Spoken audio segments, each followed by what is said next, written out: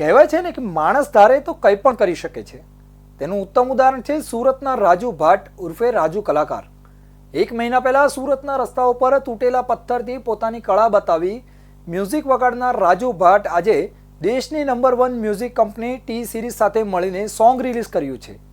રાજુ ભાટ કે જેને લોકો ઓળખતા પણ નહીં હતા અને ગરીબીમાં જીવન જીવતા એક સામાન્ય વ્યક્તિ હતા અને તેની પોતાની પથ્થર વગાડવાની કળાથી લોકોનું મનોરંજન કરતા હતા. ત્યારે સુરતના રાજન કાલીએ તેમની આ કલાનો એક વિડીયો બનાવ્યો અને સોશિયલ મીડિયામાં અપલોડ કર્યો.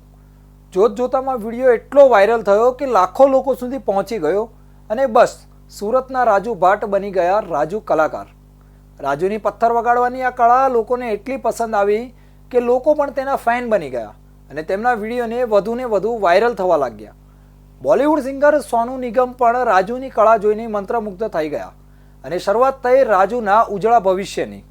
સિંગર સોનુ નિગમની મુલાકાત બાદ આજે દેશની નંબર 1 મ્યુઝિક કંપની ટી સિરીઝે રાજુ કલાકાર સાથે મળીને દિલ પે ચલાઈ છુરિયા જે સોંગથી રાજુ કલાકાર ફેમસ થયા હતા તેને રાજુના પથ્થરના મ્યુઝિક સાથે રિલીઝ કર્યું અને લોકોને પણ આ સોંગ એટલું ગમ્યું કે રિલીઝના માત્ર 2 કલાકમાં જ તેને 1 મિલિયન જેટલા વ્યૂઝ મળી ગયા.